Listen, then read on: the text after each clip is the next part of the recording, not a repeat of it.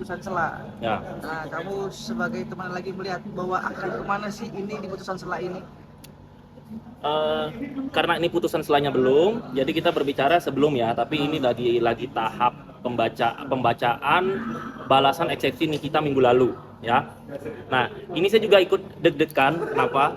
Karena putusan sela itu adalah sesuatu yang bisa orang semangat atau stres gitu. Biasanya kalau putusan sela itu dikabulkan, maka si terdakwa akan semangat ya kan.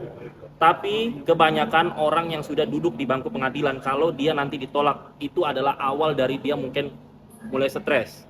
Ini memang fakta di kejadian-kejadian sebelumnya begitu.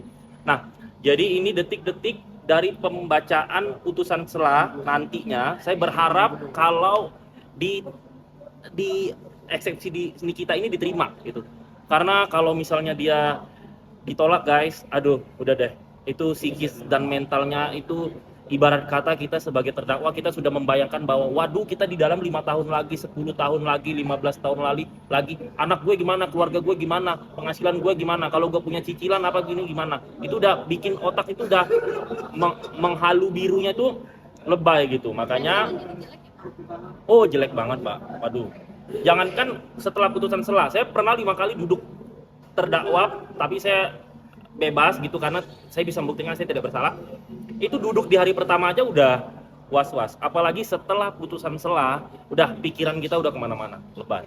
Kamu bicara sebagai teman, tapi kalau kamu bicara orang yang pernah tahu hukum, kira-kira di kasus ini, kita nggak pernah nanya deh Sat, ya. Oke. Tapi melihat pasal-pasal dan segala macamnya, sebagai orang yang sudah pernah bersentuhan sama hukum, kamu lihat hal ini gimana Sat?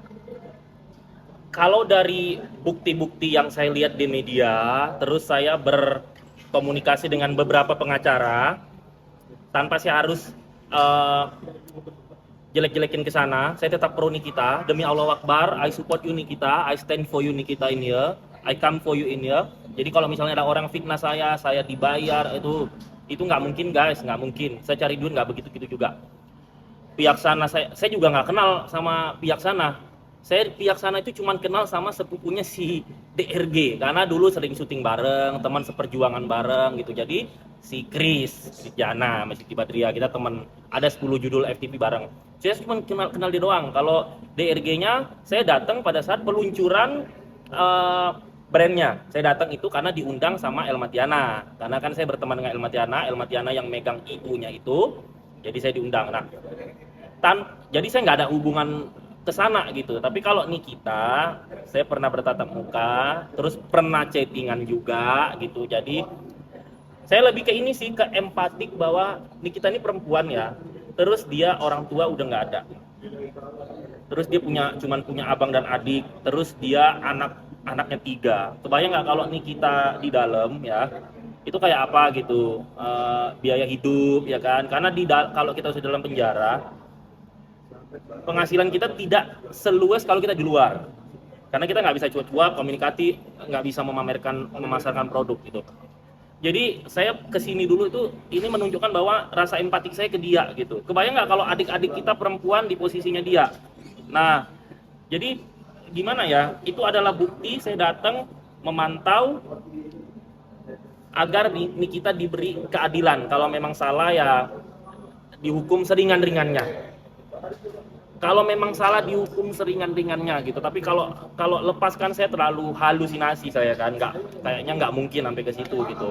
Nah jadi kalau saya melihat kasus ini dari awal ya kan, Nikita ini cuma tumbal. Nikita ini cuma tumbal guys. Ya, saya bilang sekali lagi, Nikita ini cuma tumbal yang dijadikan alat dalam peristiwa ini gitu. Makanya saya berharap kalau Nikita alhamdulillah bisa bebas atau ringan kan, bongkar aja yang menumbalkan dia. Itu kan sampai saya tadi dengar Nikita, udah dokter nggak usah datang deh gitu ya kan. Sampai menemuin sidang aja tuh orang. Tadi Nikita sampai ngomong gitu kan. Nah, jadi udah doktif, udah nggak usah datang lagi loh. Enggak, gue nggak mau cari gara-gara sama doktif ya. Maksudnya saya nyampein tadi Nikita ngomong gitu. Kalau saya sama nggak ada masalah sama doktif gitu. Nah, jadi Nikita ini tumbal dari beberapa orang yang saya berharap agar Nikita cepat bebas, bongkarlah semuanya, ya kan? Karena dari komunikasi saya dengan beberapa pengacara, dari saya melihat kasus ini, saya mengikuti, saya melajari, putusan selanjutnya kayaknya ditolak.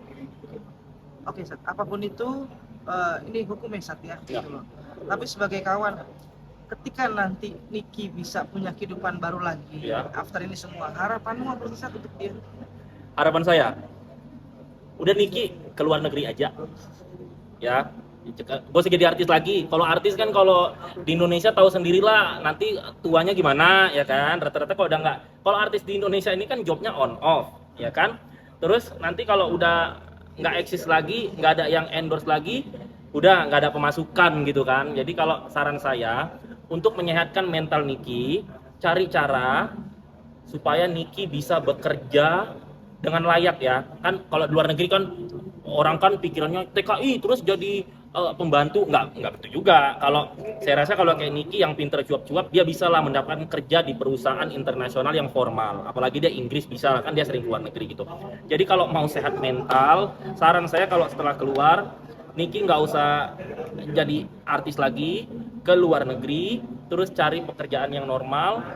Atau di luar negeri cuannya banyak, orang-orang tidak mengenal, semakin orang tidak mengenal kita, orang tidak akan julid. Semakin tidak ada orang julid, menyehatkan mental kita. Nanti ketika si Niki udah punya tabungan, anaknya bawa. Udah. Kalau bisa di Eropa, kan kalau di Eropa kan hari tua ditanggung kan gitu. Nah, jadi kalau saran saya nih, setelah kasus ini Niki bisa keluar, Niki keluar negeri. Karena kalau di sini pun di entertain teman kan nggak ada yang tulus.